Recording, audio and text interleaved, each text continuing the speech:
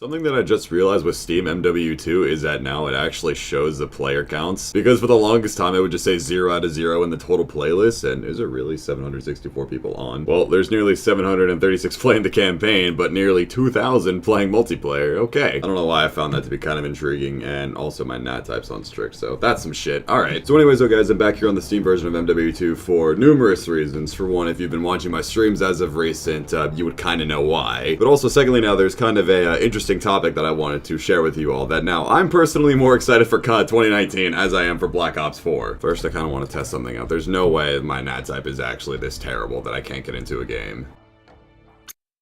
Okay, yeah, there we go. Pretty sure I got into a force-hosted lobby too because it's ground war. Hello?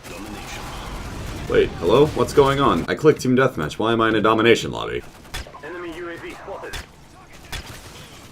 And it's low health too. Okay, yeah, I'm out. Alright, yeah, looks like I got that fake strict nat type because obviously force hosting works. Which, yes, as if it's not evident enough, force hosting tools working on MW2. I'm not so sure about Modern Warfare 3. Quite honestly, I still really wouldn't mess with MW3 because that's just it's not a safe place to be on Steam. And also, and before I start getting a lot of questions and comments asking me what tool am I using, how did I get it, it is an updated version of Grim's tool. I got it from him personally. And now I have absolutely no idea how he did this or how he coded this, but here's the thing with the tool. Grim personally has to put your name on some sort of list for the tool to work for you. So even if, for example, if I were to be like, oh yeah guys, here's a new force hosting tool, it wouldn't work for you guys because your name isn't on the list unless you know him personally. Now also, as far as I know, you guys can probably find a lot of other sorts of force hosting tools using MPGH or whatever that modding website is. That wasn't a collat? Okay. So yeah, definitely without a doubt though, force hosting tools are working. What is going on? Was that a single collat single? Well, I mean, there's a collat, but I don't know if that was a quad feed or anything. Hell yeah, feed on.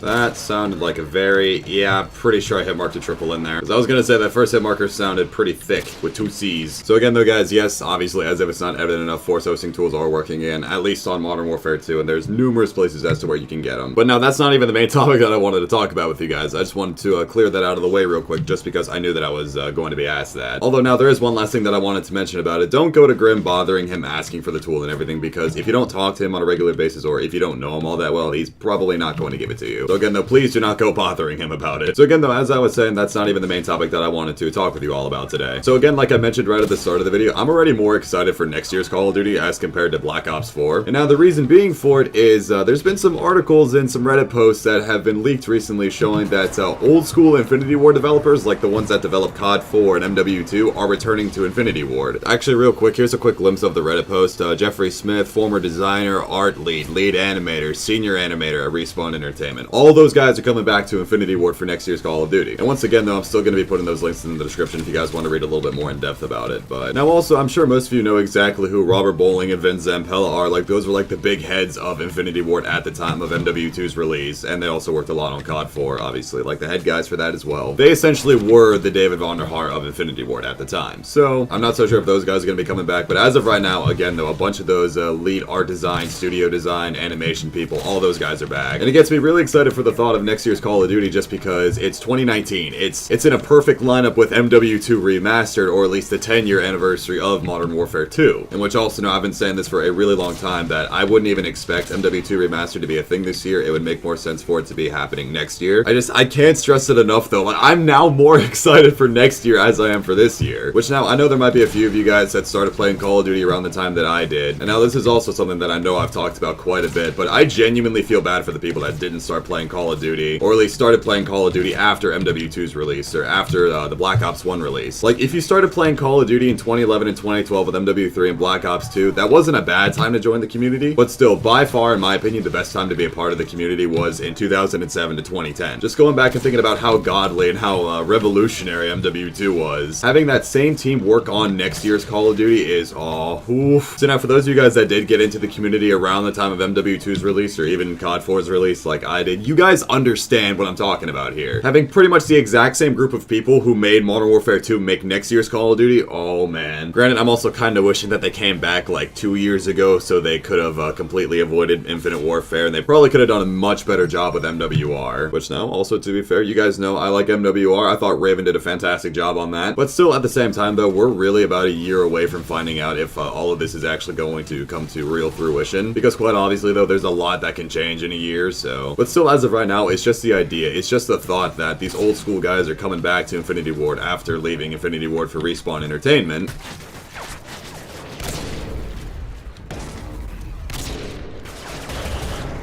Congratulations, you played yourself. Congratulations, you played yourself. He plants the Claymore and it goes off and blows him up. Good job, dude.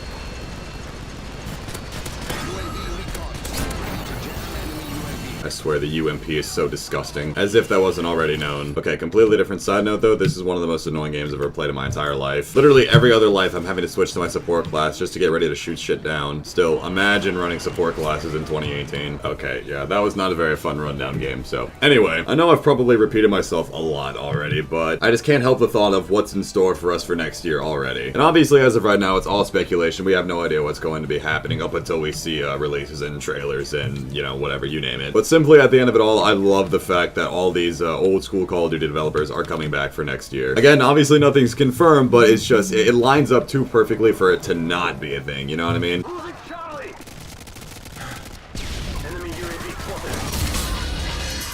Oh my god, that actually worked. And yeah, once again, this is also a pretty annoying match where I've already had to swap to my support class at least 2 or 3 times by now. In my personal opinion though, I feel like this is some really good news to hear right now. And also, like I was talking about in my impressions of Black Ops 4 videos, or like the 2 past recent videos that I've made. I know I talked about how I kind of felt like Treyarch not so much had like a creative block, but they just kind of fell back on Black Ops 3. And I know there's also like a lot of room for debate and discussion on that, but I feel like in a time to where Treyarch is just kind of more reliant on Black Ops 3, I feel like next year's Infinity Ward, especially again with a lot of the old school team coming back, they might be able to deliver just a fantastic game regardless if it's MW2 remastered or not. Because old school Infinity Ward, in my opinion, was always better than old school Treyarch. And that's not to say that World at War and Black Ops were bad games, it's just that COD 4 and MW2 were, in my opinion at least, much better games. And also I think that was kind of like the mindset at the time, like a lot more people just liked the older Infinity Ward games, especially during that time. I mean, I still remember this extremely vividly. A lot of people didn't like Black Ops at first because it was so blocky and just weird as compared to MW2. See, now to an extent though, I've always been an Infinity Ward fanboy. I've loved all the games, well, besides Infinite Warfare, I never really played it that much. But the entire Modern Warfare series, I also really enjoyed Ghosts. Like, all those games were really, really good. And also on top of that, Infinity Ward knows how to make a good campaign. So just, I don't know though, seeing the old school team coming back next year in a time where, you know, over the past couple of years of Call of Duty, really just the Call of Duty series as a whole has been kind of struggling a little bit. I feel like this could not be a more perfect time to get the ball rolling on this, and just, I'm so excited for next year.